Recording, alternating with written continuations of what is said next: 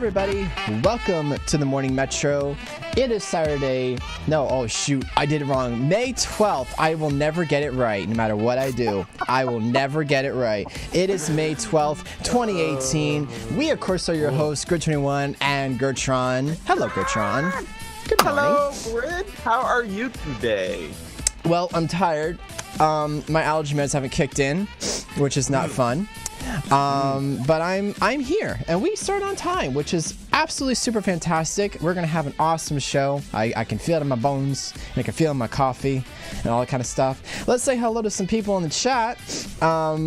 I'd like to say hello to Aaron Star _ McClure. I think I said that correctly.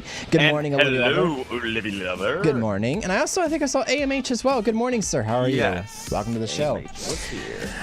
Oh man, it's good. It's good to. I love doing this show. You know, there's a lot of great things that come out of this and stuff. But we're gonna go ahead and I guess if we don't have anything else to add to this great morning, we're gonna head and jump into the show. I'd like to also quick say, I'm gonna go ahead and slide this out of here. I want to quick say that we are on the second to last episode of season 4, which also means that in season 5. We will be streaming on The Morning Metro on Twitch, which is twitch.tv/The Morning Metro. We will officially be switching where we stream this show on a Saturday.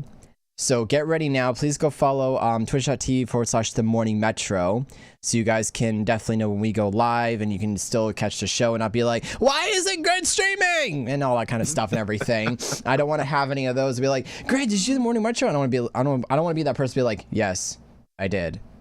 Where were you? Where were you? So please go quick throw The Morning Metro follow and all that jazz and everything. But with that little bit. Oh, go ahead. You got something? Do you got something? The Morning Metro Rants season 1 is done. I'm starting season 2. Oh, yeah. Sorry about that. Yeah. Oh, yeah. Yeah. It runs every night at 6 p.m. Central. What time is that Eastern for you? I think it's around like, I don't know, like 7? 5. It's 7. It's 5. No, 7. You're an hour ahead of me. Because right now it's 7. Yes, so yes, you're right. It'd be 7 p.m. Central. Yeah. Or Eastern. Yeah. Eastern, yeah.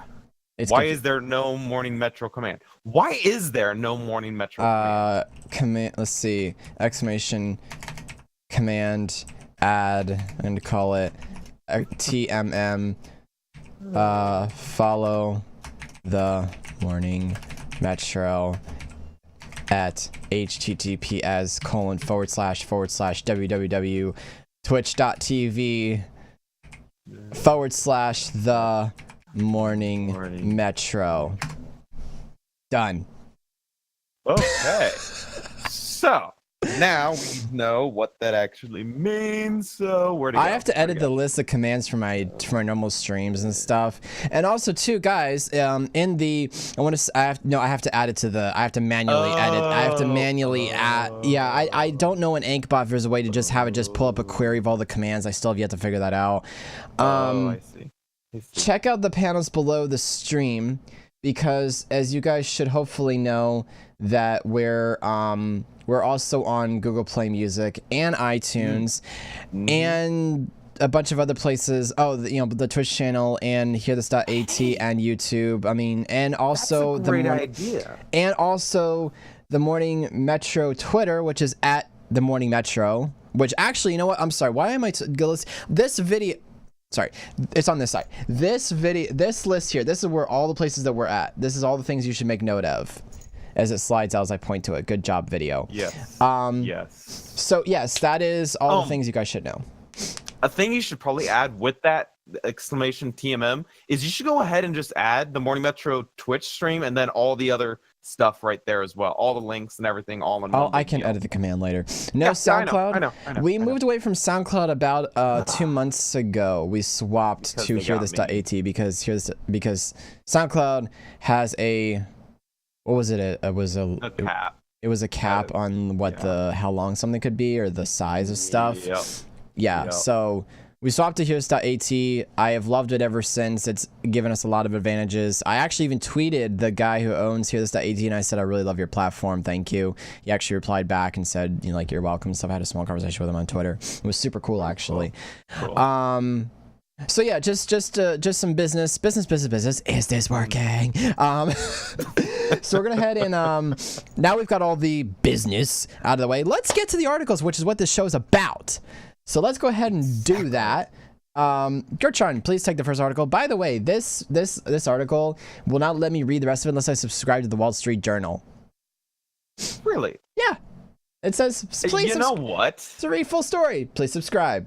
Are you kidding me? And it's now telling me that as well. Yesterday, it didn't say anything about it. It was just like, who cares? Well, that's awkward. And now it says, nope, you guys. No. Okay. That's stupid and bizarre. That's crazy. Okay. But the good news is I at least have a little bit of notes and I know what it's about. And I think it's crazy. Okay. I'll just go to our desk everybody here. knows what GameStop is. I mean, that's where you go to where you go to trade in, buy new used games, etc. That's where I bought my Nintendo Switch, which is currently off camera. Please continue. Exactly. Actually, no, I bought my Switch off Amazon. RIP. Continue. RIP. Now, GameStop has been slowly declining and everything because things are kind of turning to the way of online, buying your games online and whatnot and other things. But GameStop is still out there and still fairly big. But the GameStop CEO, after the original CEO left and chief executive Michael Mahler became the new CEO of GameStop, after 3 months at his post, he left. He said, I don't like it anymore.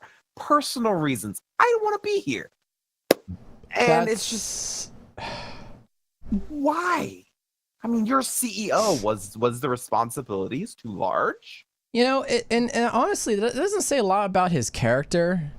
The fact that he's trying to like escape, you know, like responsibility, and be like, I like this job, no, I don't like this job, and I don't want to deal with people and blah blah blah. Millennials. They don't like their jobs. They don't like to work. I mean, that's just how it is. Now, after he left his post, he was replaced by the former CEO, Daniel D'Amato, on an interim basis, the company said on Friday. Now, investors are not happy about this because investors normally, they like stability in companies. They don't like to see a whole bunch of changes all the time. Mm. And GameStop is anything but, Mr. Patcher said. This one is a shocker, and it's disruptive, and it will cause investor concern. And it shows here that shares of the GameStop fell 3.4% Friday and has fallen 48% in the past 12 months. So this isn't helping. They're on a downhill slide. And it's unfortunate because a lot of people, like myself, for many years have depended on going to GameStop. You know, I bought my Nintendo DS Lite there. I bought my Nintendo 3DS there. I have traded in a few things and stuff here and there. And the fact that he is like, you know, because now he's jeopardizing the reputation of the company because it makes it look like the company can't hold itself together. You know, a lot of companies are built off of the dedication of the CEO and many other, you know, essential parts of the company are built off of people that are willing to, that believe in the idea of the company, that believe in the dream of the company, etc.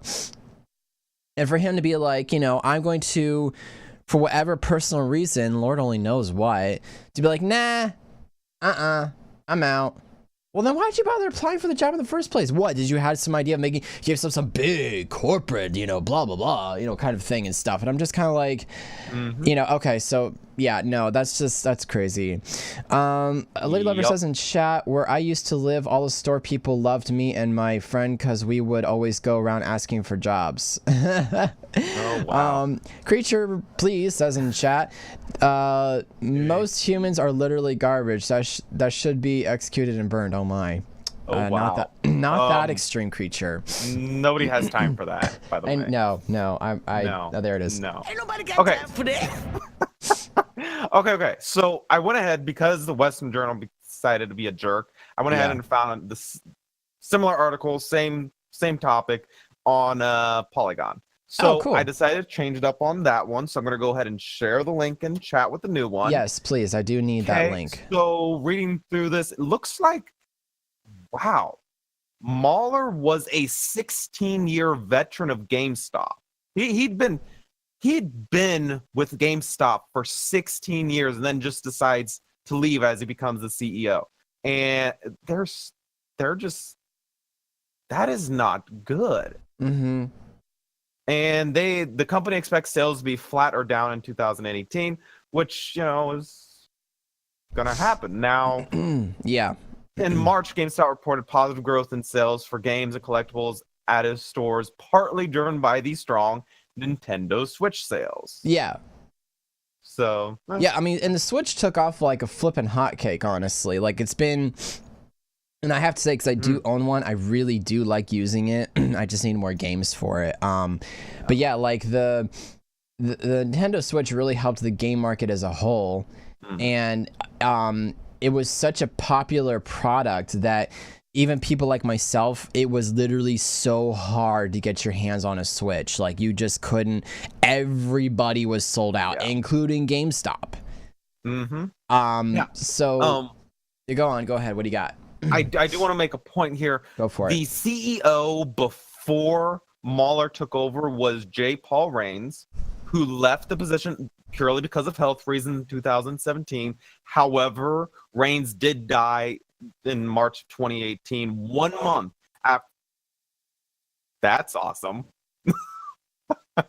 1 month after Mahler was named as his successor. So it's just like, the guy has been probably the CEO of GameStop for a long time, and then in 2017 he decides, he has some health reasons, which is completely understandable. Yeah, no, that's fine. Yeah, no. But the problem is he names a successor as Mahler, and Mahler, his name works well here. He completely mauled his position and mauled the game. Yeah, I know, and that's really not. That doesn't help the reputation of GameStop. Doesn't help it really does not help. It as I've said on other things, it doesn't help anybody. This doesn't help anyone. And GameStop is a good it's a good company, and the fact that that it's that this guy decided to just up and whatever's not cool at all. Not cool. Yeah, that's not how really you should. That's not how things should be done. But whatever. Nope. Speaking of not how things should be done, this is a great segue to our next article. Apple is refusing to replace iPhone batteries, report says. This is from FoxNews.com. And Gertrude, I don't know if this is your article. Yeah, we're going out of order. We're going out of order. That's okay, right? I don't know. Did I miss something? Oh no, actually. Yeah. There was a video. I'm sorry. Well, still, speaking of things that are kind of, I don't know. I guess not. I don't know. Not out of order or something or other. In public, finding it amusing. Let me pause it. Shut up. Phone. I'm having problems. Something happened. Something happened. Okay. Let me start. Okay. We're good. I came across a video, and actually, you know what? This is still a good segue. Talking about stupid things, stupid people, possibly. I came across a video from computingforever.com, or not Computing Forever, but Computing Forever's YouTube channel, which, by the way, Dave Cullen is an amazing YouTuber. I love his content. I don't agree with everything that he says, but he's definitely, he's got his marbles in a row, in my opinion. He did a video called The Smartphone Addiction and Cognitive Impairment. We're going to watch part of this video. This comes from, again, youtube.com, from Computing Forever's YouTube channel, and we're just gonna kind of watch a little bit of it and then discuss the idea of do smartphones make people stupid? So let's go ahead and check this out. I've had several such devices over the last 5 years now, flip phones and a couple of Nokias. I recently settled on the retro Nokia 3310, as many of you know, and it's exactly what I wanted. The internet connectivity is so bad on this thing you'd never use it for that, and the device is generally only good for texts and calls. That's all I needed. Anything else is just overtaxing my attention, causing me to lose focus, become easily distracted and less present. Look around you in any public space, or in a bar or a restaurant. It's not unusual to see groups of people, family or a couple, sitting in front of each other zombified on their smartphones, completely detached from the real world around them. This issue of smartphone zombies has become such a problem that one German town in 2016 installed ground-level traffic lights to warn people who are constantly looking down at their phones to stop when there's an oncoming tram.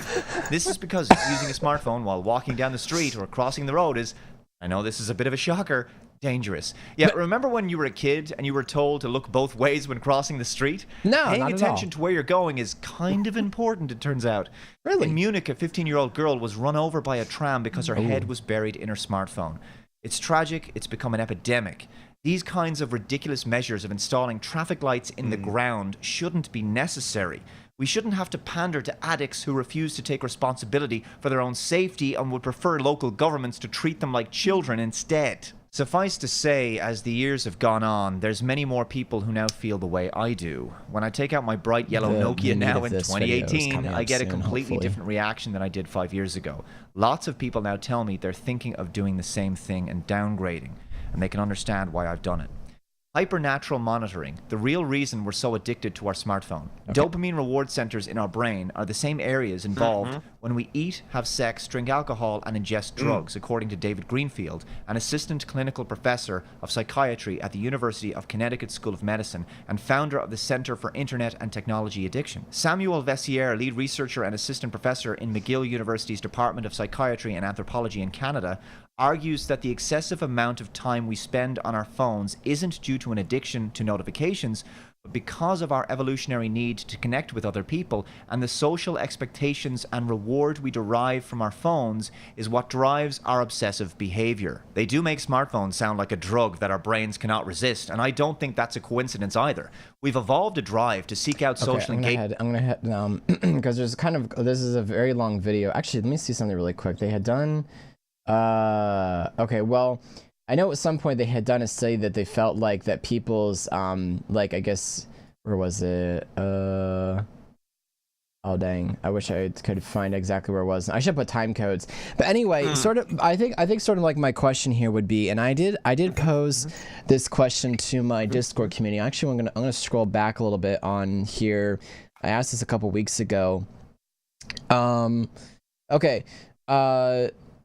I was watching a video discussing, obviously this particular video, discussing about how research had been done on people who had their smartphones who use their smartphones quite often. And researchers said that they found, because our society is so dependent on our phones, it was making us less smart, and in turn, slaves to our phone by the quick notification and dopamine release we get when using our phone. Being you guys are high school or college level, have you noticed, or you yourself, that you seem less smart and disconnected to reality, or no? And then, so I got a couple of different reactions. I will read the comments in the chat in a sec. Jan Terry had originally posted here. Personally, I've noticed that it depends mainly on what you were first given a smartphone, though I feel like whatever study the info is ignoring the idea that correlation. I'm trying to get this word. I was able to say this word. Basically, he was wondering, were people dumb to begin with before they got their smartphones, or did they become? He thinks that you have to look at the intelligence. What the? Oh, that was weird. You would have to look at the intelligence of people before they had their smartphone versus after. Somebody else said, I love my smartphone, but I really use it to look stuff up and or YouTube. Titan said in my Discord chat here, disconnected to reality, yes, but I feel like the main cause is social media, and a smartphone is like the #1 gateway to it. I see my sisters enslaved by Snapchat and Instagram, etc. Yeah. So well, I don't know, Gertrude. Like, do you think that it's very possible that people become either less intelligent and or affected by smartphones and all that jazz and stuff? What do you think? And then we'll go ahead. My thoughts on it are the smartphone is kind of smarter than us. The average human is not as smart as a smartphone. So by that definition, humans are already dumb. We're already dumb. We're getting dumber. But That do you I think? can agree to. But do you think that the smartphone is adding to it? Yes, I do believe the smartphone is adding to people's stupidity to a degree. Depends on what they're actually doing on the smartphone. If they're just playing Candy Crush, then yes, they're becoming stupid. But if they're using the device for research and looking at current news and getting to know things, smarter, but losing out on the social experience. Because a lot of people think they can just chit chat online, texting, stuff like that, rather than actually being in the physical presence of another person, that they forget how to act around other people. Yeah, I can understand that. So we're gonna head and go to some comments in the chat. Just scrub a little bit here. Let's see, where do we look through this here? Okay, I'm not sure what my farmer and creature going on about. Okay, I don't know what that's to do with anything.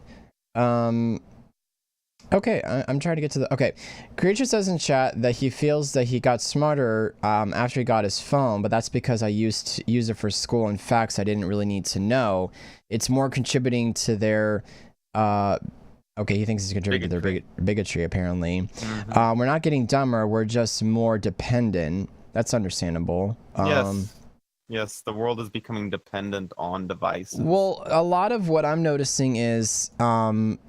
especially around where I live, a lot of people are driving and using their phones more often. That is becoming a very apparent issue.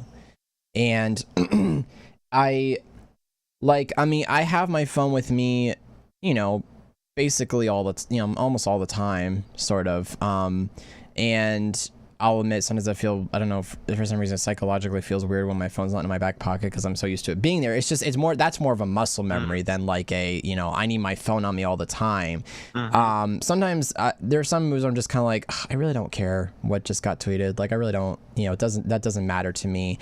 And so like, the most I use my phone for is, talking to, unfortunately because of society, we use our phones to talk to each other online. It's connected more of us together. I mean, Gertrude and I, we talk to each other over some form of, I wouldn't say smartphone, but some form of social communication via text or Discord or whatever.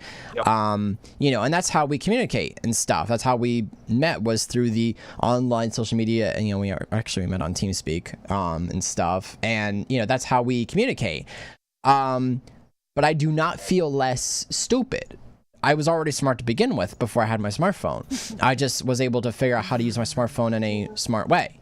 Exactly. Gertrude, what about you? I mean, I know you've had probably a smartphone for a while. How do you psychologically, or how does your intelligence feel when it comes to that? I actually think it's gotten better personally because I know how to use my phone. Again, your average person probably uses their phone for, directions, playing games, and not really doing research. And that's useful stuff. Like that's not something to be that's not something to be like, that's not something to frown upon, because that's what those services are for, is to... It's doing that too much. That's the problem, is using those services, especially the gaming side, too much. For instance, you're not going to get smarter by playing a game on your phone unless, it's one of those games that is actually supposed to be helping you be smarter, like Luminosity and other apps like that. But what I use my phone for the most is to keep up to date on recent news and things, politics, stories, things of that nature. And I feel that gets me more connected to the world as far as events. Yeah. But I'm gonna turn to some comments in the chat because I think this is pretty interesting. I know. Okay, I think there was some slight misspelling here. I know how to act. I know how to act around people. I just don't like being around them to cripple anxiety and depression, but I can still act decently around other people. And then Creature goes, driving while using your smartphone. How stupid can people get? Illegal Lover says in chat, social media has helped me talk to people in the real world. I can understand that. I use my smartphone to talk to 5 people: my mom, my sister, friends who's moved away, and a friend who goes to my school, and that's it. Olivia Lover also says in chat really quick, heck, I didn't know how to make sand before I played MC. I think he's talking about Minecraft, basically. Yeah. You learned some things from Minecraft as well, but we're not talking about Minecraft. Well, at least not. Yeah, I think that's later in the article. Not yet. That's later. That's later.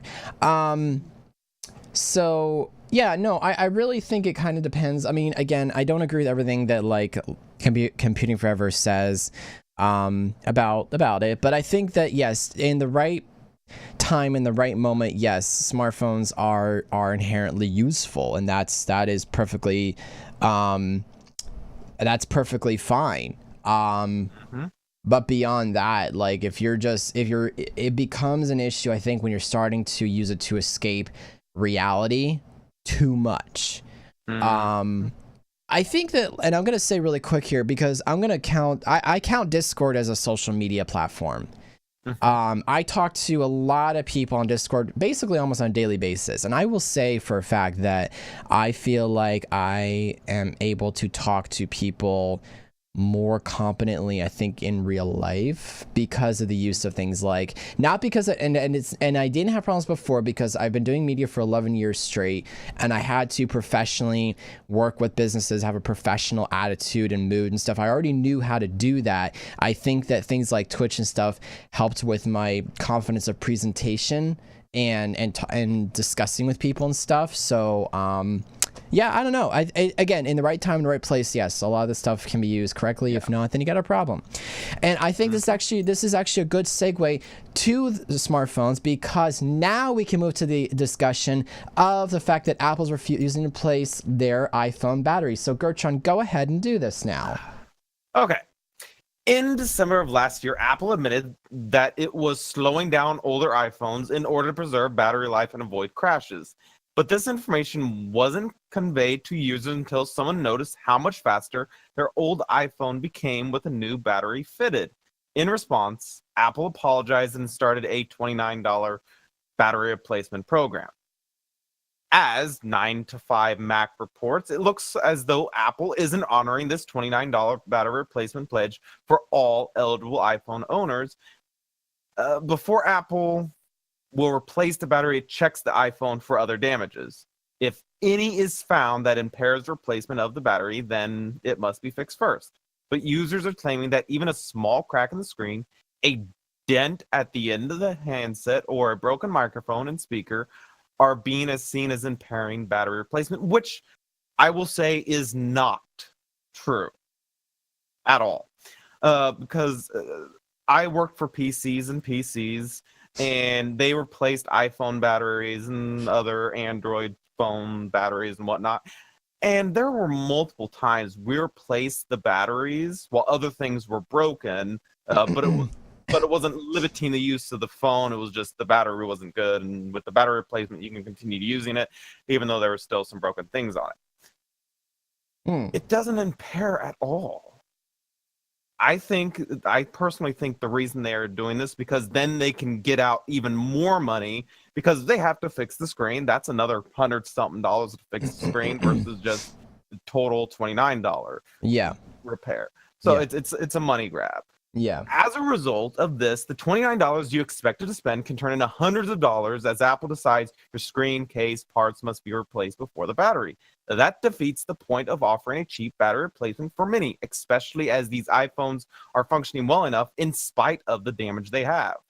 I can't tell you how many times I've seen phones come in with the screen so cracked that I think, they can't use that anymore. But hey, it still works. It's just a cracked screen. Yeah. Yeah. And it's crazy. Now, Apple is treating the statement as part of a warranty, it seems. That's clearly not fair. And the complaints about this are sure to keep piling up. Apple smartphone designs have become increasingly difficult to repair, and I can attest to that. And this just seems like a tactic to make a profit on a program that was meant to help customers with older iPhones. Yeah. And now, here's the good news. If Apple wants you to give them all this extra money to fix the battery versus the $29, iFixit is matching the $29 offer and supports even older iPhones than the Apple's program. So iFixit, by the way, is really cool. I own one. It is super legit. Every geek should have one. Continue.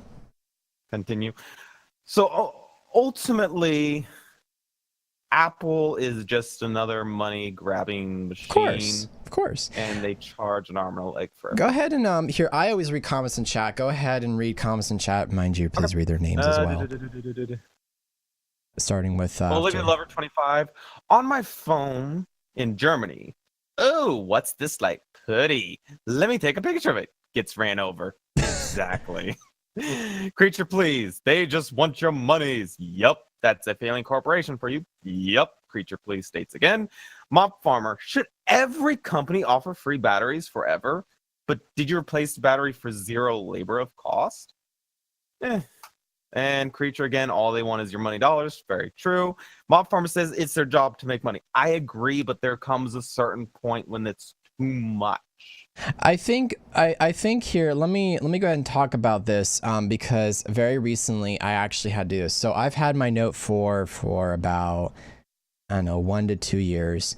I've only ever had to do one battery replacement.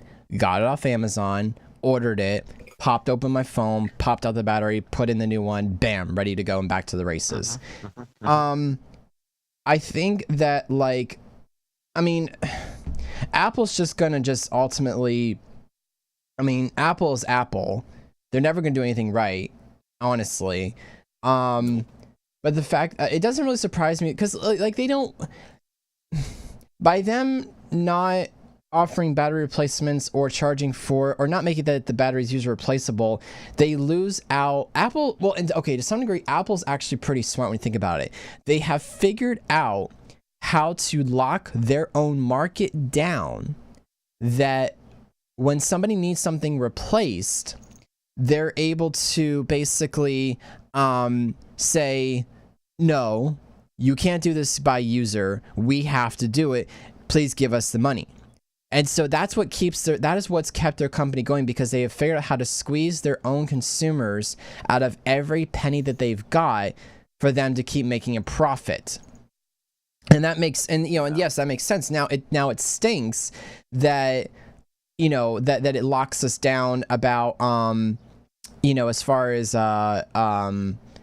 what's the word?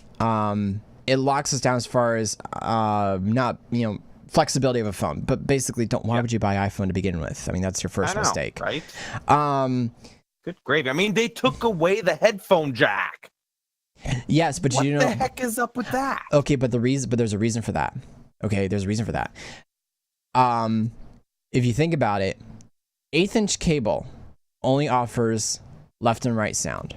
Okay, USB Type-C allows for more data throughput, which means you can offer different levels. You could theoretically create surround sound and earbuds by doing USB Type-C, because there's more channels of data versus instead of a left, right, and ground. But think you need a dongle. I need a know, dongle now I for know, it. I know. It's horrible. I understand that, but I can see because maybe it could either be one or two reasons. Either one, holding the market down further, or two, because of the flexibility of the newer connection type. Again, theories.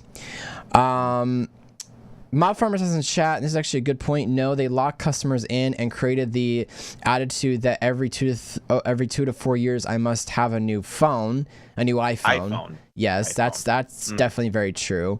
Let me see. Olivia Oliver says in chat, this morning is Morning Metro all about phones. I want to know how I fix all this. Don't care about my phone. I have a way better, superior thing called a computer. Very true. True. But your smartphones are becoming computers. True. I mean, they are a computer. They're essentially the modern tricorder of Star Trek. Exactly. They are essentially the modern tricorder. But you know, at some point, if they really do become tricorders, there's not going to be any visual screen. It'll be lights flashing. Just saying. Yeah. So I don't know. Like, honestly, also I'm gonna say I kind of this comment from Creature kind of makes me say the actual flip. Well, I was gonna say flip phones, but yeah, what the actual flip are you going to do on your phone that requires you to have a flip and surround sound? I know, right? Mobile gaming. If you want no. If you want surround sound, get on your computer, get on a console, get on your TV. Your phone is. I mean, yes, you can play games on your phone, but who cares about surround sound? If you're an audiophile, yeah. I just don't care about surround sound on my phone. I'm gonna be honest. No, I don't. Okay, and I'm gonna be honest. My Astro 50s here has digital surround sound. I've listened to it. It sounds like garbage because it up mixes, takes stereo, up mixes it to surround, down mixes it back down to stereo. Sounds like garbage. Watch a movie with your VR visor, says Mob Farmer. I'm waiting for holodecks. Yes. Holodecks. That runs games good, says Creature in chat. Okay. Well, anyway, so that's basically, you know, again, just like Apple just being jerks and locking people in as usual because they've got a hold of the market, essentially. Yep. They've locked their customers in. And that is why I would never buy an iPhone. Go on. Yes. I want to say about the holodeck. Yeah. If that ever becomes a reality and there's like a place you go to get into the holodeck, like you can't have one in your home, you have to travel somewhere. Yeah.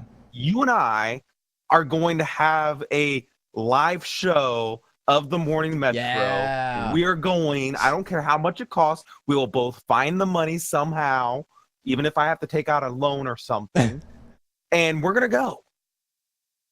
Sounds good. Just saying. Sounds good. Zonal, thank you for the 5 bits in chat as well, by the way. Appreciate that. Good morning, Zonal. Hope you're well. Welcome, Zonal. So yeah, that's kind of basically it. So we're going to head and move on to the article. I think we've kind of beaten this for a while here. This one is actually really cool. And I kind of want to talk about like the ideas of not stereotyping people, but I don't know whose article this is. Is this mine or yours? It is mine. Yeah, your name is next to the source. By the way, quick thing. I think I'm going to butcher the kids' names. You're going to have to help me pronounce the kid's name because it's some kid from... let's see. Let me quick read. This is from, again... Reinjar Carl Biggesen from Reykjavik. Gonna go with that. Boy with autism builds the world's largest Titanic replica with Legos. The whole process helped me out of a fog, he was quoted as saying.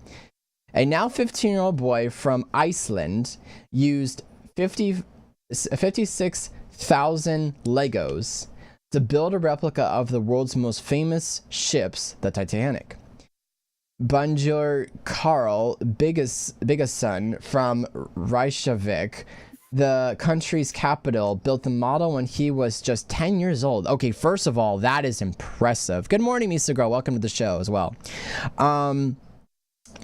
First of all, 10 years old building that. Okay, right off the bat. That deserves a round of applause, by the way, and we're trying to make sure this doesn't break anything here. That deserves a round of applause for that, just for that. Okay, so there you go. All right, let's see if we can go on here. It has since been on display in all countries all over the world. I didn't get to see it. I didn't get to see it. Well, you get to now. There's the picture. And that doesn't. I want to. Okay. You want to touch it, don't you? Yes. You want to touch it. You want to play with it. Yes. Including Germany, Sweden, Norway, and beyond. But now can be found at the Titanic Museum in Pagan Forge, Tennessee. Oh, wow. It's 26 feet long, 5 feet tall, and 4 feet wide. Dang. The replica is the world's largest Titanic model built with Legos. It took Bryjor. We'll call him Brian R. Just call him Brian R. 11 months, roughly 700 hours to complete the project, he told the museum. The Titanic, on April 15th, 1912, while crossing the Atlantic from Western Europe to U.S., roughly 1,500 people out of the 2,240 on board died after the shipwreck on an iceberg. The boy first started playing with Legos when he was 5, but it wasn't until his mother took him to Legoland in Denmark that he started to think about making his very own Lego model. By the time I was 10, I started to think about building the Lego Titanic model in a Lego man size, Brian R. said. The teen told Fox News on Tuesday that he chose the Titanic because it was very unique and the first ship I ever discovered. Wow. His grandfather, Ludwig Baldur Ogmundson, scaled down the ship's original blueprint to find out exactly how many Lego bricks he would need. His mother... These people's names, man. His mom, I'm going to just do it that way. It's Barney Sigrun Lugstadtir. You know, I love other countries, but sometimes, like, pronouncing people's names is just, and especially if you're really dyslexic like I am, it's even harder. Let me continue on. Acted as his coach and mentor. In the beginning, he started to ask me if I could help him. I wasn't taking him too seriously, to tell you the truth, his mom told him, but Brian R. was insistent. I knew it was a crazy project, but I decided to go into the whole idea, and then what came out of it, she said, as months went by, amazing things were happening. He began to shine. Reiner added that the family and friends donated money so he could buy all the Lego bricks he needed for the project. Building the replica was no easy feat. A 15-year-old said he considered to stop this crazy project a few different times, especially after the ship's stern collapsed twice. Seeing his goal through has helped Reiner in one particular aspect of his life, accepting his autism. I understand how much better today that it's not the only model that was the attraction. It was my story and how the whole process helped me out of a fog, he told the museum. Before he started the project, the 15-year-old had trouble with communication and social interactions. As people began to ask questions about the replica, that all changed. I'm saying this is probably, oh yeah, I guess this is assuming his mom. Here. Said that it was special for her when she noticed her son look people in the eye, an aspect of communication he had trouble with prior to building the replica. And I want to say, actually, I know my friend Archie isn't here, but he's definitely in my thoughts here. My friend Archie has autism. And I can say for a fact that he does have, part of having autism is the inability to look people in the eye, actually. So honestly, as silly, we take it for granted, the ability to communicate with people by looking them in the eye and stuff. And I'm going to be honest, the fact that that helped him with that form of communication is really important and really, really cool. The teen's grades have also gone up, and his classmates began seeing him as another kid, not just autistic, his mother said. I'm thankful for it, Brian R. said, of the experience. Being autistic can sound a bit scary because there is no cure or pill to fix it, but there are ways to become more functional. My story has given parents of autistic kids hope that this diagnosis is not that terrible, he told the museum. His mother echoed this sentiment. I always say to parents who have kids with autism that it's just a matter of training their weaknesses, just like the athletes. Briner said his Lego building days are over. He hopes to become the captain of a ship one day. It has so It has been so special for me, the teen said. It has helped me very much. That is really cool. Wow. And as far as the strange names go, I guess I'm kind of lucky with my job. I talk to so many different people with some of the strangest names out there. I have learned how to guess the pronunciations of the names as quickly as possible because, well, when you're in a conversation, you're on a time frame. You have to get the names out quickly. I'm gonna go ahead and read some comments in the chat, and then I'm gonna kind of make a bit of a note here. First of all, hello, Misa girl. If I didn't say that already, yeah, Grid. A lot of kids with autism are smart. I didn't say they were like really smart. I didn't say they weren't smart. Now I just want to build a bigger Titanic. Is that rude? That's all I'm thinking about right now. Go for it. And then he might build one even bigger than yours. Right. Want me to join? I can pronounce hard names. Let's say so. They're going back and forth. So, this kind of brings up something a little bit. This article is kind of personal to me. And I'm gonna sort of like talk a little bit about myself for a bit. So like I've mentioned this a couple of times on my stream, but I haven't really had a chance to make a video about it. But I think I'll talk about it on the show because it seems appropriate. I deal with being dyslexic. And dyslexia is not just actually, so basically it means that I have trouble with connecting certain consonant sounds together in sentences, but I also have trouble spelling certain words. And now I have to say that as I've gotten older, I have a lot less trouble with that. And I actually had to learn how to spell things correctly quickly because of video games. I started playing Pirates of the Caribbean online, and when we had to push out chat commands really quickly, that it really changed how I communicated with people online. And so, sorry, I'm just reading an article. So I, basically, that changed how I communicate with people. But also dyslexia isn't just spelling. It also has to do with picking up social cues, picking up like actually sometimes depression comes with being dyslexic. Actually, I was reading about adult dyslexia, and that's actually part of it.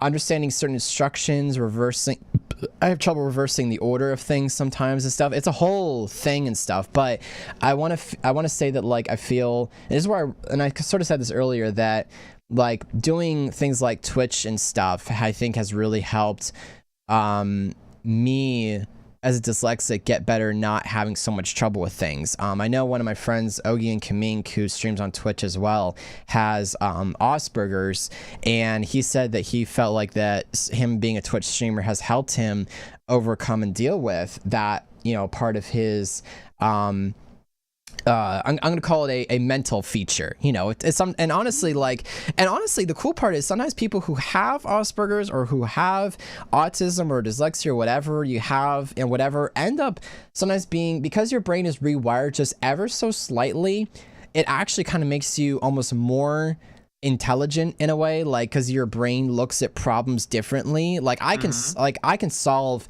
someone's issue or solve a life problem sometimes faster than most people because my brain's wired differently. Exactly. Gertrude, I think you mentioned to me last night that you think you yourself might have some kind of Asperger's or something. Everybody has a mental illness these days. I have been certified as a complete nutcase. I take pills. That certifies me as an absolute nutcase.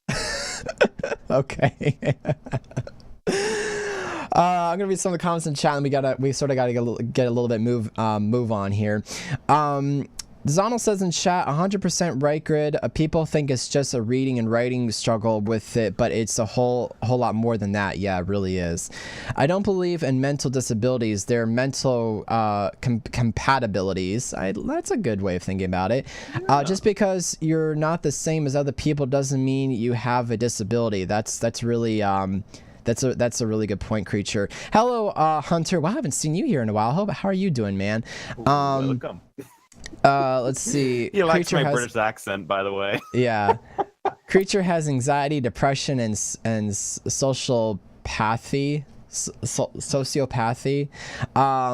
Olivia Lover says, I don't have a mental disability. No, it sounds weird, but I want one. Yeah, I can understand that, actually. It can be fun. It can be fun. Sometimes it can. Mental disabilities make you extremely smart. I mean, I don't know.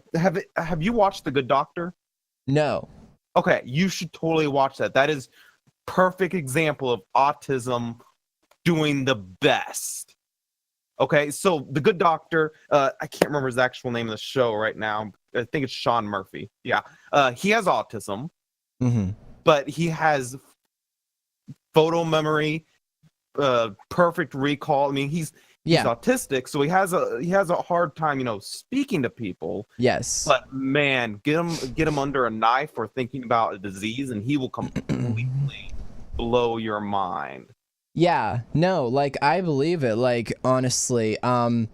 No, and see, the thing about it is that, like, and I heard this described to me once, that like having dyslexia is like it's like you think in the 4-dimensional rather than just the 3-dimensional that like most people think about and stuff. And yeah, no, it's honestly, I kind of think that like it's not bad really if you've got a mental disability. It just means that you you have a mental.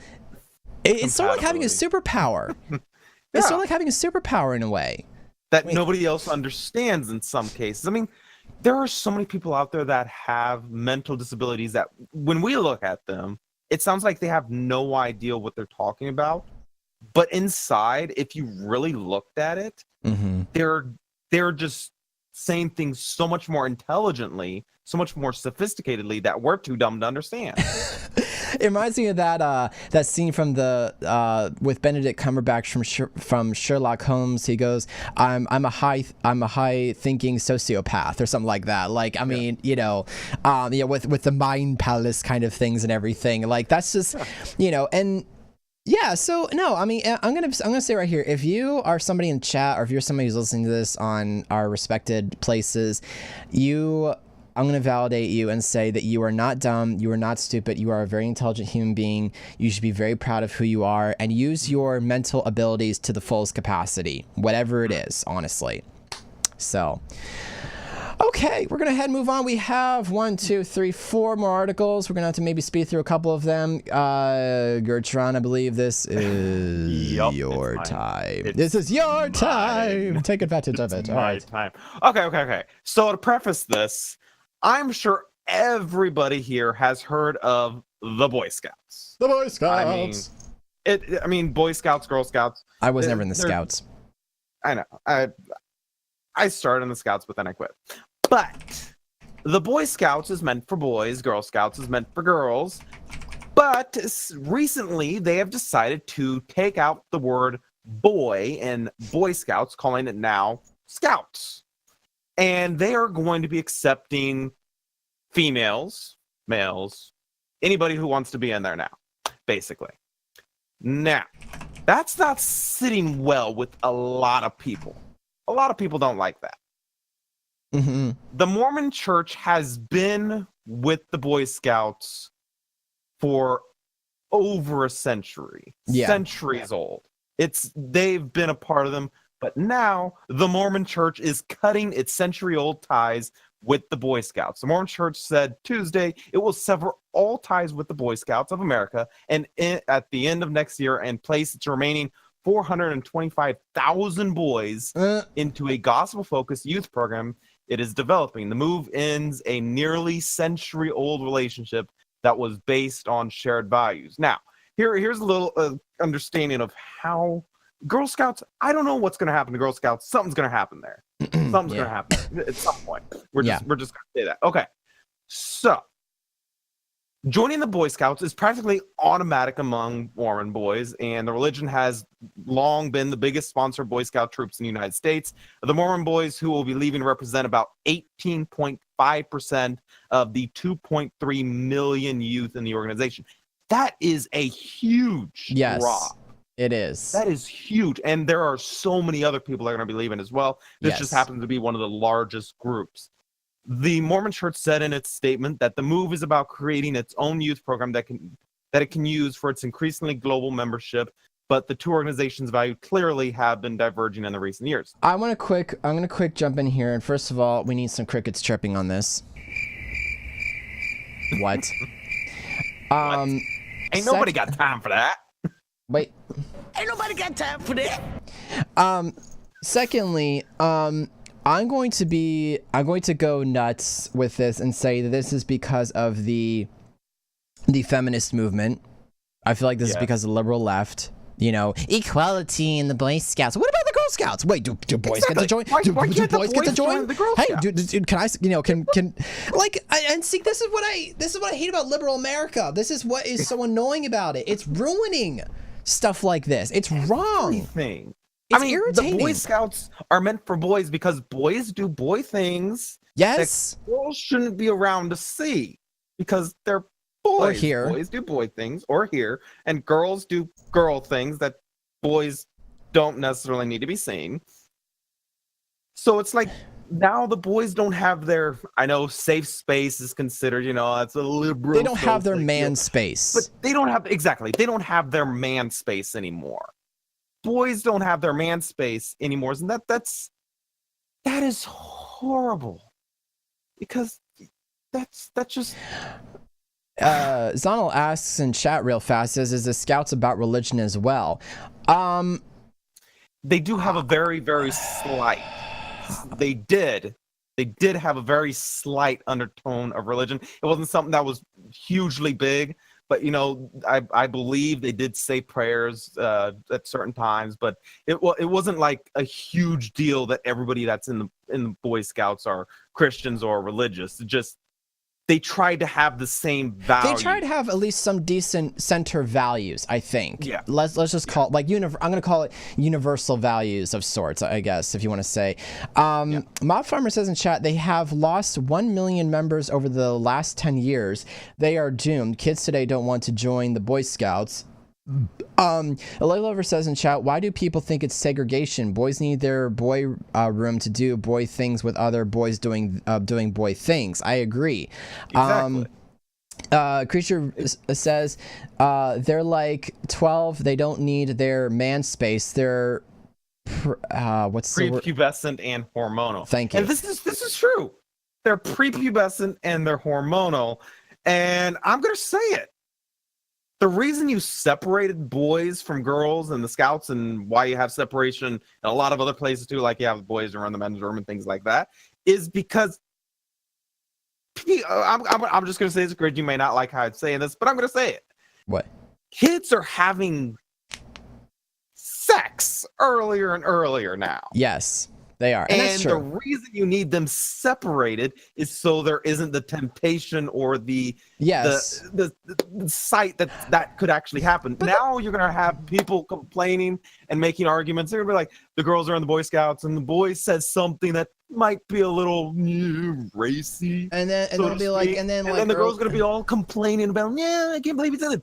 Well, if you weren't here, boys have no problem saying it.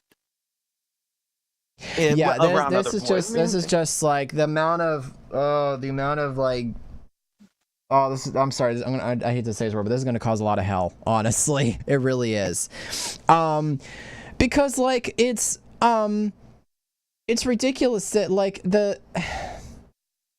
oh my gosh, this could be like a spiraling subject, honestly, but I don't even know where to begin. I know you said we had to speed up on things. But I know, you know what, if it ends up being a 2-hour episode, then it was really good. That's fine. I don't care how long it is up to this point. We're already past the hour mark, so I don't care up to this point. Yep. Let's just go on. Yeah, no, like it's honestly, it's really honestly ridiculous that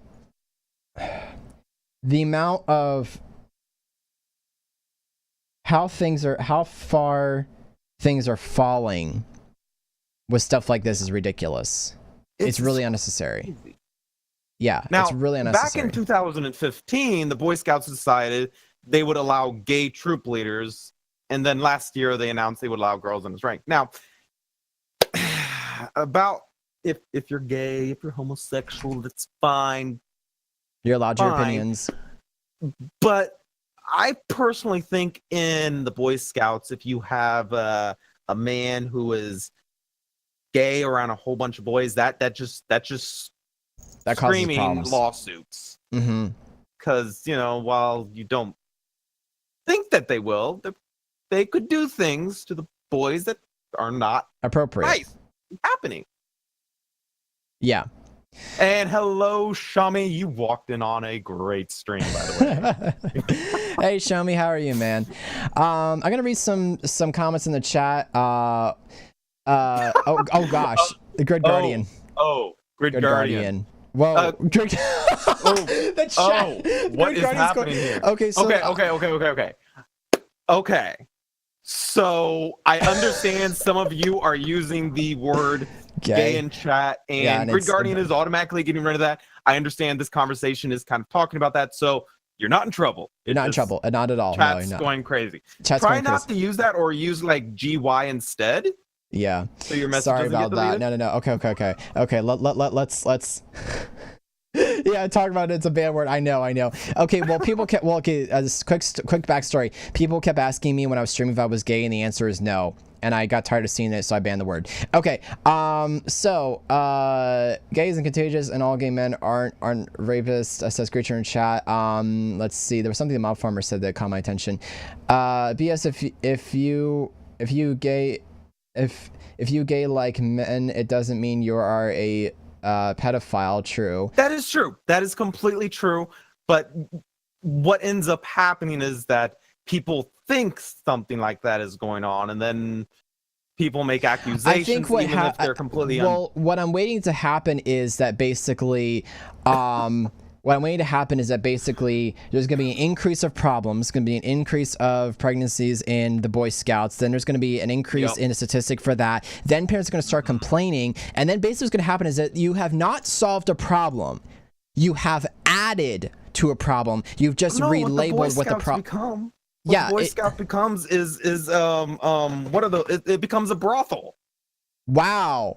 I'm sorry, but True. In the end, it can. In the end, it could. It may take several years. It could. But in the end, that's what it becomes. Yeah, it could. Boys and girls join the Boy Scouts or the Scouts, and that's where they have their babies. Yeah. So then they call it the Baby Scouts. I mean, wow. Boy Scouts is dying. It's not going to be a problem. Yeah, I can understand the mob farmer. Wow, this was a large subject. I didn't realize we were going to unpack here. Gertrude, that's him for that's he put the story in here. But no, like okay. Let's resend. Let's control this a little bit and get to back to the point. Let's not go too crazy with this. The point of the matter is the Boy Scouts are dying, not literally. Not people actually dying, but the concept of the Scouts. Yeah. It's basically going to be causing a problem that it's no longer because normally boys go to Boy Scouts to learn how to do outdoor things like pitch a tent, like survival things, survivalist things that every guy should know. Okay, now I don't go out that often, but I have a pretty basic idea of some things a guy should know how to do, right? Like I know how to fish, I know how to start a campfire, all that kind of stuff. Those are things that I know how to do that every guy should know how to do. Boys go to Boy Scouts generally to learn how to do that stuff. Agreed. Now, I'm not saying that's not a problem for girls to learn how to do this stuff too. They should as well. But like, I gotta make a point before it goes away. Olivia Lover states, "How about Boy Scouts, Girl Scouts, and Scouts?" I agree with that. Because some girls, they do want to learn how to do some of the manly things, while Girl Scouts does more of the sewing and girly things. Some girls do want to learn how to do some of the more manly things. Scouts, they should have Boy Scouts for just straight up boys, Girl Scouts for straight up girls, and then Scouts for those who want to combine and learn a bit of everything. Yeah. I can see that. I can see it. I could see that. It's like a halfway. Okay. I'm gonna say possibly it might be the liberal left. I don't know what's going on. I'm gonna loosely say liberal left just for the sake of just this argument here. They get what they want. Boy Scouts get what we want. Girl Scouts get what they want. Problem solved. Problem solved. I just solved the world's problems. Thank you. I will now take credit. Okay. I think we ought to probably wind down this may get a little bit out of hand here. I can sort of just gauge the chat here a little bit. I'm gonna read some comments and then we're done talking about this. We're gonna move on to the next one. Yep. The concept started dying as soon as the millennials generation was born. Okay, I agree. I can understand that. Mob Farmer says in chat, kids are about 6+ hours. Are in 6+ hours a day. All of a sudden, boys and girls can't spend more hours a week without turning into an. Yeah, I'm not gonna read that, but I know what he means. Okay. Let's see. I think Olivia Lover said something about how about Boy Scout? Yeah. You did make a good comment. Yeah, that's a great problem or great solution. Sorry. Solution. That's why my mom made me to a Club Scout, which I'm not sure what Cub Scouts. Cub Scouts is for a mixture of boys and girls, but it's for younger generations. We're talking anywhere from like I think it's like age 5 and up or something, or 6 and up or something. Thank you, Hunter, for that. Like at 10 or 12, something like that. Well, okay. So how about this? Take the Cub Scouts and just extend the age range. Yeah. That already. I don't know. That already kind of solves the issue. I was Badger. It's a UK thing. Okay, got it. All right. So anyway, that's crazy, ridiculous. All right, I think we probably need to move on. By the way, that article came from the Time. I think Time Magazine. Oh yes, I forgot to share the article. Sorry. There it goes. Well, it goes from kindergarten, our age group to 12th grade. Okay, I'm gonna read this last comment from Olivia Lover, and then we are moving on. Well, I'm confused. People complain about chivalry dying, but the reason chivalry was alive was because men were, how do I put this in a non-rude way, more equipped to protect women, because now women do things themselves. Okay, so that's, I can understand that. So, okay. Thank you all for your constructive comments and stuff. I know this was a very huge thing to unpack, but this is the kind of things we talk about in the Morning Metro because frankly no one else is talking about them. Yep. So this next article, Minecraft players can get paid big money from Microsoft. What I put here, host note, article is short, can be read on air. That's a great note. That's a great note. Am I sure about this? Why did I think this was short? Okay, I'm just going to head and read it. All right. So this comes from the Commando.com website. Sorry, I'm just reading the chat. I'm just watching the chat explode as I go over this. All right. Ever think you would live in a world where you could make money messing around with video games? Well, brace yourself because you do. The fact may not be a total surprise to you. As the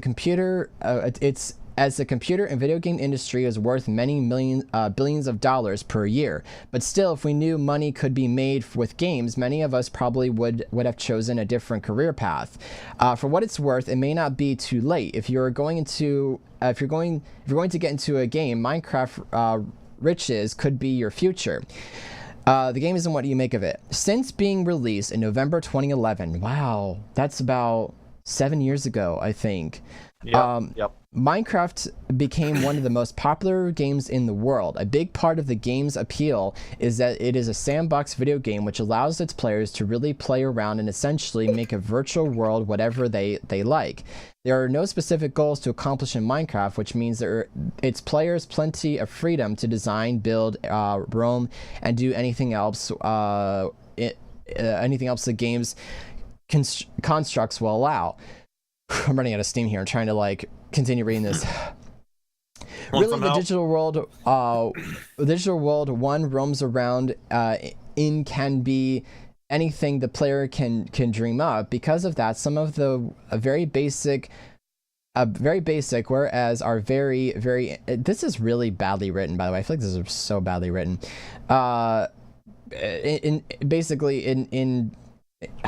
Dyslexia is kicking in again. Let me get to the point of this. Okay. There was a really, really good point. Okay. How are you at designing? Here's the good part that I was trying to get at. Microsoft, which owns Minecraft, launched its marketplace where people who create detailed and desirable worlds can sell them to other players as DLCs last June. Since then, it's been revealed that there's money to be made doing it. Whether it is maps, skin packs, or anything else, it can be created within the game. It can be sold. Not everyone can do it, as Microsoft has been methodical in accepting applications to join the marketplace. As of last December, there were around 74 million people playing the game. Since June, Microsoft has paid out more than $7 million to 45 Minecraft creators, with their content being downloadable more than 25 million times. Whoa. With that much money changing hands, you want to be safe. A big part of why Microsoft created its marketplace is so that the company can have more control over what is being created and sold. Even before open, third-party servers became a business, with the company only intervening when it wanted to ban brand-sponsored servers of play-to-win scenarios. As popular as mods were for the game, however, the desire to find new worlds and features to download would always be there. By taking charge, Microsoft is hoping to make the process easier to understand and safer for those involved. After all, you can trust Microsoft a lot more easily than a random third-party site. That's debatable, which then takes us back to making money. Because parents and others who are spending time in the game are more apt to do so when they are not fearful of being scammed. There is a matter of ensuring any content downloaded is safe for kids. With moderators checking all the downloadable content before it is available in the marketplace, Microsoft is hoping that Minecraft will be able to keep its virtual world safe for children who play. Children who. Yes, that was a word play. I said it correctly. Not everyone is happy about it, though. If you're making money from the marketplace, you are probably a fan. However, if you are being forced to pay to download mods that you used to get for free, it might be a bit upsetting. Microsoft is understanding that its angst and is tried to reassure players free downloads are not in jeopardy. However, it stands to reason if creators feel like money can be made off their work, they will soon be more inclined to sell rather than to give it away. For now, Microsoft is admitted they are not taking anything from the players or developers, but instead just providing another avenue for work to be shared and found. Furthermore, if there is money to be made by creating content, it's likely more people would take the route. In that case, everyone wins. So, I'm sure there are a lot of comments in chat that sped through. We have a Minecraft stock market. Imagine. I just realized that I didn't show the article when I was reading that. That was a mistake. I didn't hit the switcher. Yeah. Why? I didn't hit the switcher. I mean, at least I shared the article. Yeah, I didn't hit the switcher. Sorry about that. Oh, okay. A lot of people are freaking out. Money. Oh, Creature goes, money. Hunter goes, oh no, help me. Zonal goes, I won't. Big money, please. I think he meant I want. I want big money. All right. So there's a couple different comments. I'm just going to start to read through them. And those of you who are listening via audio are just going to trust me. These are from different people here. MC is an esport, lol. Olivia Lover, we know we can make money off gaming. Look at YouTube. Very true. Hunter says we have Minecraft stock market. Imagine, lol. Let's see. Zonal says true, but good news. The internet is a thing, so you can just make it for free. My Farmer says full-time Twitch streaming. Surprised that people earn money playing a game. Creature goes. Creature wants monies. Olivia says, okay, I want to know when this article was made because the MC market was started in 2014. Interesting. Creature says, one last thing here. That is an entire load of bull. And Zonal says, come on, Grid, LOL. All right. Hey, Leo, welcome to the Morning Metro. Okay, so let's talk about this here. Okay. I feel like Microsoft is kind of late to the game with creating Marketplace. Secondly, I don't know if this is healthy for the Minecraft. I don't know if this is really healthy for it or not.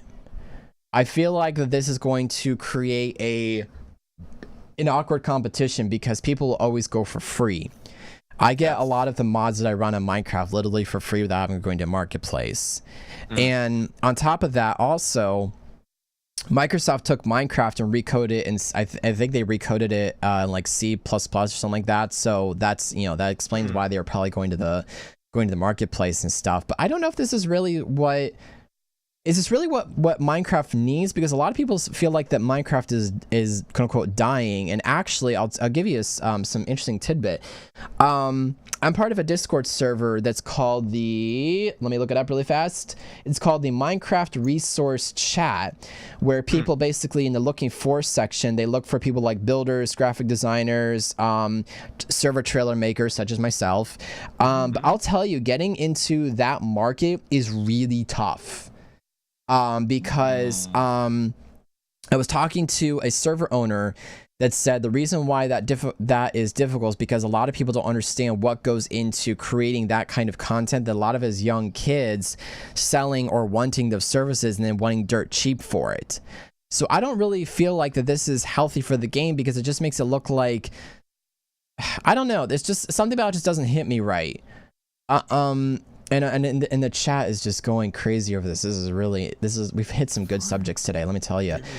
Zonal says, please, no one mails money from YouTube anymore unless you have millions of subs. Creature says, when I try to mod the original credit, it doesn't let me launch it because the files are corrupted. Mods only work when I go through third-party launchers like the Technic launcher or Twitch launcher. I feel like I'm paying for mods and I should get the game for free. Zonal says, it's like microtransactions. It's only 5% of the people that spend the money. Leo says in chat, Minecraft Java will never be affected directly like the Bedrock engine versions. Mob Farmer says, 4 years of Microsoft Marketplace, and yet bigger and bigger mod packs are still coming out for free. Very true. Zonal says that's all it need when it comes to millions of players. Live Lovers in chat, I already know some of the mods that require money, and it sucks because I wanted to play it. A Live Lover also goes on to say, BTW, it makes me sad looking at this chat because I know I'm the only person that really keeps up with MC. And then Creature says in chat, every flippin' game getting flippin' microtransactions, flippin' BS. Very true. And honestly, if Microsoft doesn't watch it, they will become the next EA, Star Wars Battlefront, microtransactions. I'm sorry, I had something in my throat there. Just something. You know, so I don't know. I'm getting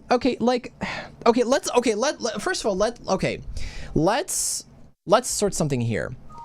DLCs versus microtransactions. Is a DLC a microtransaction? Let's define this here. Is it? Gertrude, thoughts?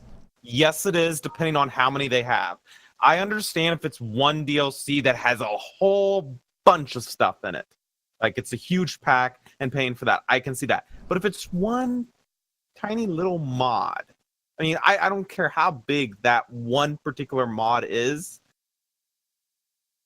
It's microtransactions, and it's about as bad as loot boxes, because unless they let you actually try them completely out, it's like a loot box. You see what you're looking at and you're like, hey, that looks good. Then you get it and you find out it's completely different. Well, see, loot boxes are more like a gambling RNG. As Legacy Killer HD said on YouTube, that it's really more about the fact that, because if we look at the example of Star Wars Battlefront 2, when it had its loot boxes and being able to pay for certain enhancements like the star cards and stuff, that was a case of that people could pay for certain enhancements to do better in games. Okay, that's what a loot box is. A microtransaction again, it's weird. They're the same, but they're not the same, but they're intertwined because it's a microtransaction in the sense that you could buy a loot box that potentially has an enhancement. However, in this case, this is a DLC. So it's not an RNG. You know what you're getting before you get it. That's the difference. Loot boxes are the RNG. Like, for example, if I play Overwatch, which I do, when I play Overwatch and I get a skin, that is an RNG predefined by an algorithm. Okay? Well, however it works. I don't really care. Honestly, skins don't really mean a whole lot to me anymore. So I don't see in anything. This is just a way for Microsoft to make more money, which is usually what it's about by the end of the day. My question is, how much of a cut does Microsoft take for the content creator that makes the map and stuff, is my question. Because they could take a very huge percentage of the, they could take like a 60-50, 60-40 or whatever, or 50-50 or something like that. And the content creator has to work even harder. Do they get to set their prices? I don't know. So that's a bit of an issue. Yeah. So I don't know.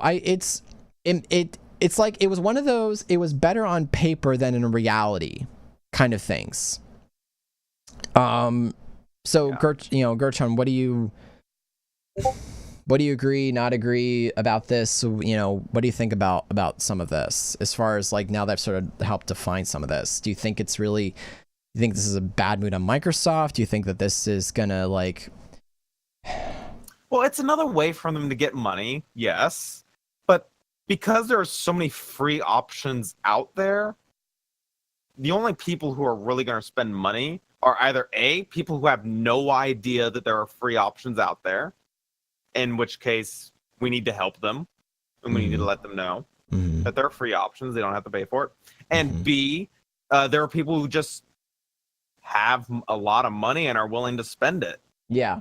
That's a good point. I don't know.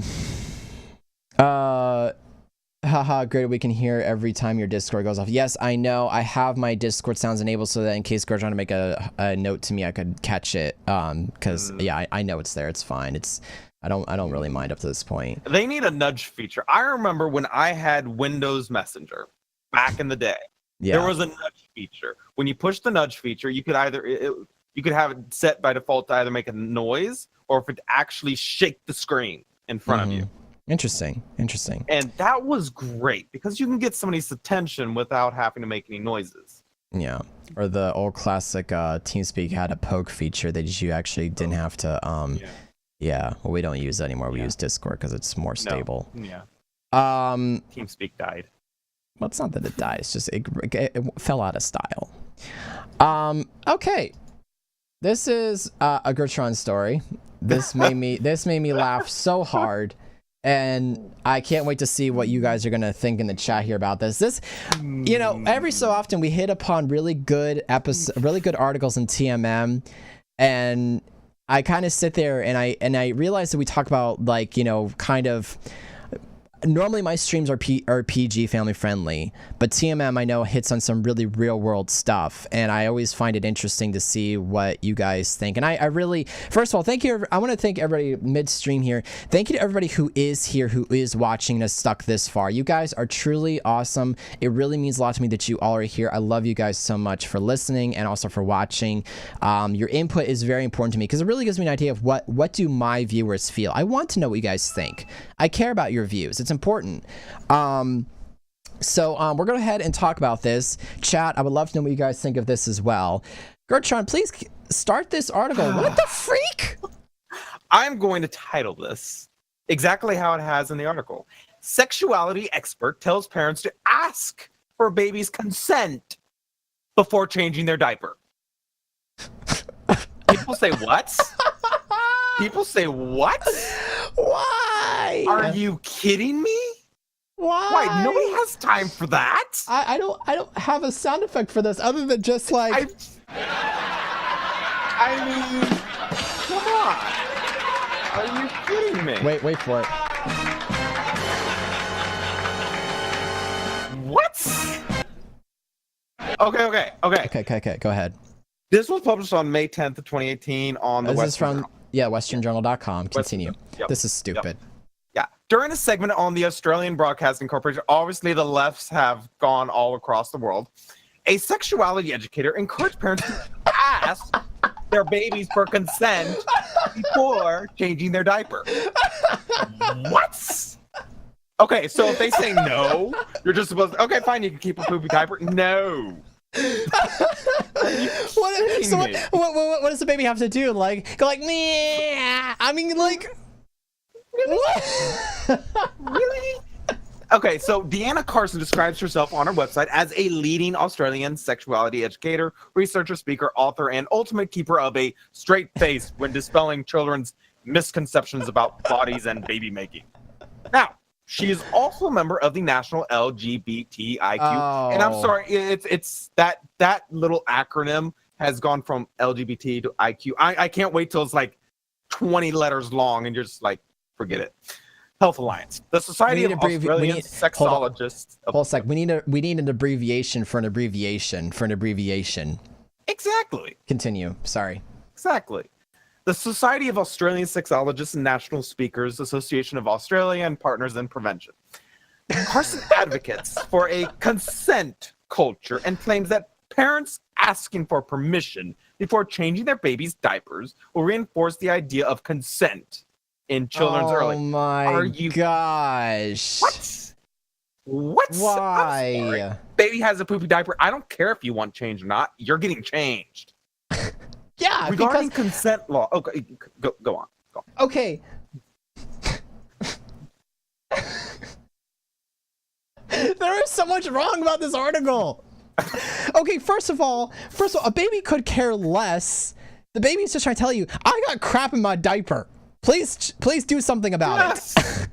Yes. Secondly, if a baby is sitting in stuff it don't want to see,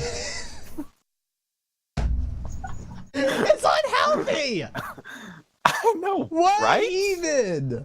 Now, regarding consent laws in Australia, Carson told the show's host, "We work with children from 3 years old. We work with parents from birth," she added. When the interviewer appeared confused by the remark, Carson responded, "Yes, just about how to set up a culture of consent in their homes. So I'm going to change your nappy now. Is that okay?" Now, of course, the baby is not going to respond and say, "Yes, Mom, that's awesome. I'd love to have my nappy changed." She continued, "But if you leave a space and wait for the body language and wait to make eye contact, then you're letting the child know that their response matters." Oh, come on. Really? Come on. Really? So what? If the baby looks at you and gives you a disgruntled face, you're supposed to take that as a no and then leave him with the poopy diaper? No. You take the diaper off, you wipe their little touche, and you put a new diaper on. And yes, sometimes you have to add some cream because they get little rash under there if you don't change their diaper often enough. Yes, it's a health issue. Now, Carson comments sparked quite a bit of mockery on Twitter. I bet. Yes. Jill, at Having My Say Too, if this doesn't qualify for left lunacy, I'm not doing this outsider's outsourced job anymore. I mean, really? Educating liberals, Deanne Carson, a sex expert, thinks you should ask babies for consent prior to changing their diapers. WTF? How? So changing babies' diapers without permission is bad, but tearing them apart with forceps is not? The left is mentally insane and a risk to everyone around them. Not only that makes complete sense right there. And changing a baby's diapers without permission is bad, but an abortion, which is what they're talking about when they're talking about tearing them apart with forceps, it's not. Are you kidding me? I really like. I mean, I don't know what Western Journal's personal viewpoint about is, honestly, as far as their views and stuff. But come on, this is stupid. I can't believe somebody actually wasted their time writing this. First of all, this is sad. No. And secondly, you know, a baby goes. The baby can't decide when he goes. He just goes, okay? And when the baby goes, you need to take care of it. That's part of. But then, okay, now I'm waiting for them to throw child neglect because imagine, okay, now get a load of this. now when now there'll be social workers coming in, looking at you saying you had child neglect because you didn't change the baby's diaper, but then you're also told that you need to ask for baby's consent. You cannot have it both ways, people. You cannot. It does not. I'm sorry. No, it doesn't work that way. This is the great route here. Let me just make sure.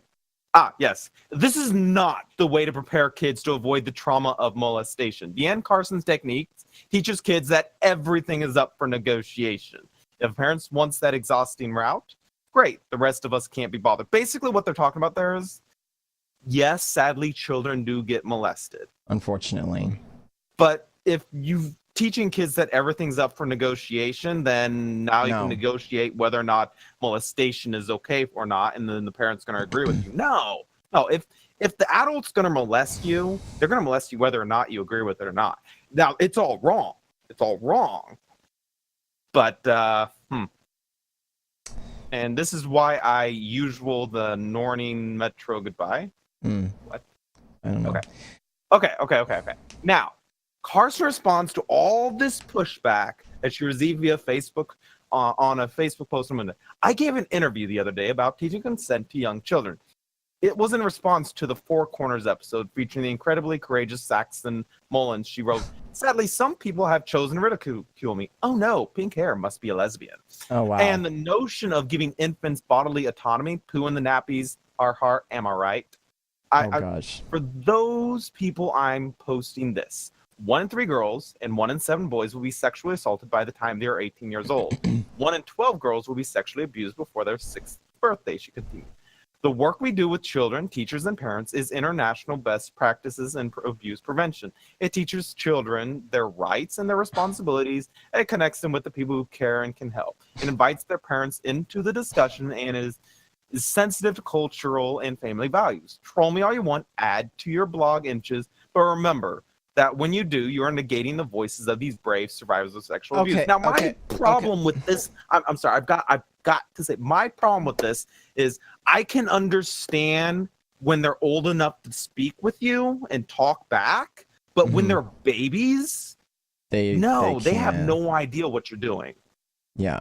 They have no idea. I want to say really quick that, first of all, anybody who's in chat who thinks differently than us, you're perfectly able to, and we don't have anything. You're allowed your opinions. That's fine. I'm not like, this is just my personal view. You're allowed your own personal view too. That is perfectly okay. But I also want to say too, people who believe in this mindset, they are usually the ones who were victims of something like this themselves. Because they were victims of something like this themselves, they then project that victimization on other people because they haven't sought the help that they need from the situation they were in. Essentially, that is what a lot of this is. And this is unfortunate that because they haven't sought the help that they need from the situation they were in, that we have stuff like this that happens, honestly. And it's really sad. It tells you really honestly the bad state that people are in right now. And I really honestly feel sorry for this person that they think that that's something that needs to be, that they think that needs to be a thing. I'm gonna be honest. Yeah. It's funny reading it to us because we know that babies can't speak when they're infants, but at the same time, unfortunately, this is a very real thing, that this is what some people actually believe. And because it's something that people actually believe, while we may laugh at it, we also have to understand, we have to go back at the core root and be like, and look at their personal lives and say, okay, what in your life happened to you that you suddenly developed this mentality and ideal? And I feel really sorry for you, I don't accept people's lifestyles, but I accept them as the people that they are, as the people that God created them to be. But unfortunately, this is a thing, and as funny as much as we might laugh about it, it's really not that funny, because people actually do believe this. And yeah, so I don't agree with this, If my baby has a dirty diaper, getting changed. It's getting changed. No. I'm not gonna ignore it because I don't want to smell that. It's unhealthy, and it's not sanitary, and it's not good for anybody. This goes back to my classic phrase right now. This doesn't help anybody at all. But again, it also goes back to my previous statement before that. This particular person is dealing with something in their life that they need help. That either they need to go seek somebody professional, or they need to get their lives straight with God, basically. Yeah. So yeah, I'm sorry. I just got like really, really super monotone serious, but I don't know anybody. I don't know who's still here in chat, honestly, after reading all this. But yeah, Leo says in chat, if it's anything, it's not about you smelling it. It's even worse for others. Yeah, that is true. I don't know, man. I ain't got nothing else for this, honestly, unless you do, Gertron. Nope, not really. All right, we're gonna move on to the last article. Apparently, T-Mobile and Sprint are going to be combining. Apparently, now let me go see what my article is about this. Okay, cool. I wrote part of this. Let's see if I can do this. In a major merger, T-Mobile and Sprint are coming together. ABCNews.com report is saying T-Mobile and Sprint reached a $26.5 billion merger agreement Sunday that would reduce the U.S. wireless industry to three major players. That is, if the Trump administration's antitrust regulators let the deal go through. The nation's third and fourth largest wireless companies have been considering a combination for years. What, did you just move the article? Yeah, you moved it when I was reading. Wow. Okay, sorry. Let me try to figure out where I was, because he moved the article. He moved my notes in the middle of me reading it. Where was I? My OCD have been was considering hitting me, so I had to fix it. Sorry. Have been considering a combination for years, one that would bulk them up to a similar size as an industry giants Verizon and AT&T, but a 2014 attempt fell apart amid resistance from the Obama administration. The combined company, to be called T-Mobile, would have about 127 million customers. Consumers worry a less crowded telecom field could result in higher prices with unions, while unions are concerned about potential job losses. So, BW, it's not the morning metro anymore. Oh, now it's the afternoon metro, because we ran a couple minutes over. Whatever. So whatever. I don't know. What do you think? What? I thought it was just interesting because I'm a T-Mobile user. Gertron, I don't know what your wireless carrier is. I think you said you were a Sprint user, right? No. God, no. AT&T. Okay. What do you think about this? Do you think that this is going to really help anybody? That Yes. How so? Because Sprint sucks and it's going to be eaten by T-Mobile. As I recall, though, doesn't Sprint and Team... Is it Sprint and is it a T-Mobile? Two different brands, two different waves. Oh, my dyslexia is kicking in. Let me reword that. Is it T-Mobile and I think AT&T that share the same towers, or is it Sprint and T-Mobile that share the same towers? I can't remember. T-Mobile and AT&T share the same towers. Sprint and Verizon have their own, or Sprint. Actually, I think Sprint is its own towers. I think. Because my question would be is, like T-Mobile's got a really good coverage of the U.S. Yes. I wonder if it's going to create a larger coverage area for T-Mobile. It will. If they merge together, then what? Oh, actually, I take that back. How? Oh. T-Mobile and Sprint merging together. Okay, let me actually GSM versus CDMA, because that's what you got. Okay, so Sprint, Verizon, US Cellular use CDMA, while AT&T and T-Mobile use GSM. That's the type of tower. Okay. Okay, so Sprint will still be working off of CDMA, or if Sprint completely goes away and they no longer use the CDMA towers that Sprint and Verizon share, then it's going to be the same coverage as T-Mobile. Basically, what this entire article says is that Sprint sucks and it's going bye-bye. So Sprint basically won't exist anymore as a company, and then they'll be put under one umbrella of T-Mobile essentially. That's what I believe is going to happen.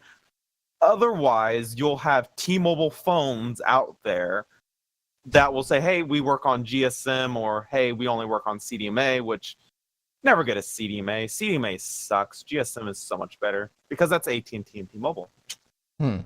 Okay. Now my other question would be, if Sprint and T-Mobile, well, being that they will be combining, does that mean then they could offer lower prices because there's now more customers paying into one company? Like, their cell phone plans would be less? They could. It could go either way because competition is what keeps prices down. Yeah. So if you get rid of a competitor, then essentially it'll become T-Mobile versus AT&T versus Verizon, because those are the three biggest. And in reality, it's AT&T versus Verizon because T-Mobile isn't all that big either. Mm-hmm. And it's not as big as AT&T or Verizon, though. Mm-hmm. Yeah. Because how many times do we see a commercial about T-Mobile versus? I don't see a lot of T-Mobile commercials actually, or even Sprint. More AT&T and Verizon commercials. Well, and not in my area, at least not in my over-the-air antenna TV. I don't. Oh. I actually no. I'll tell you what. The side note: the commercials I see more of are actually for medical lawsuits and/or new non-over-the-counter like drugs for old people. Basically, is what my commercials consist of on TV, which is why I stopped watching TV. Leo says in chat, I think that certain things shouldn't be competitors like TV and cell phone providers. I suppose so, but it's not like they're necessarily being competitors. They're just they're joining as one. As one whole company and stuff. Let's not become like North Korea, please. They should. Okay, according to also the article here further along, the company said that they expect the deal to be closed by the first half of 2019 and would result in about $6 billion in annual cost savings. Investors have been anticipating a deal like this for some time. In addition to the thought-word attempt 3 years ago, the two companies would be positioned to combine in October, but the deal was called off after what analysts said was a disagreement over control of the combined company. There's a couple. There's a whole. The whole article is quite extensively long here stuff. So I don't know. It would be very interesting to see how customers get affected, to see how service gets affected and stuff. It should be very interesting next couple of years for T-Mobile. Should be pretty interesting. I do know that I honestly believe what will end up happening here, even though they're talking about in there. Now I'll go back to find the quote that you made. But the deal was called off after what analysts said was a disagreement over control of the combined company. Basically, what they're saying there is that basically T-Mobile and Sprint were arguing who would have ultimate control. Would T-Mobile be the ultimate controller of the company, or would Sprint remain the ultimate controller of the company? I believe in this particular aspect, this time around, T-Mobile is going to be the ultimate controller because T-Mobile is more popular than Sprint. And honestly, if T-Mobile end up being controlled by Sprint, and when they combine, what are they going to call it? Are they going to still call it T-Mobile? Sprint Mobile. Or are they going to call it Sprint Mobile? There you go. Sprint Mobile. There you go. You heard it here first. They're called Sprint Mobile. Sprint Mobile. So mobile sprinting. Mobile sprinting, yeah. Sprint Mobile sounded better. I know. So I don't know. It should be T-Sprint. There you go. That's another one. Kappa.